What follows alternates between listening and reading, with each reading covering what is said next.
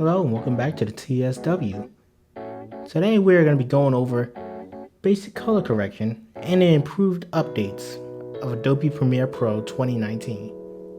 Now, as you can see, this shot is a bit overexposed because of the sunlight. This shot is quite fine because of the shade. Now we want to get these two to look a little similar. I'm going to go over here and just go to color, the color tab in the workspace. And now you can go see basic color correction. And here is where you can adjust the temperature, the tint, the tone, the saturation, and you can change the white balance as well.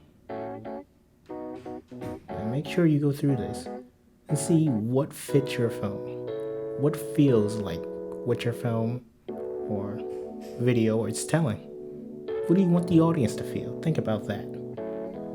Okay, now we want to actually color correct, so I'm gonna switch them out because this is the one I want to color correct. I want it to make look a little bit like this. So what we're gonna need to do is go back to our color spaces. What we want to do is the new update to Adobe Premiere Pro and go to curves. In curves, we can set hue versus saturation, hue versus hue, hue versus luma, luma versus saturation, and saturation versus saturation. Now these 5 new color controls can allow us to make selective color changes, and that can change a portion of the frame without changing everything. They're often called secondary color corrections.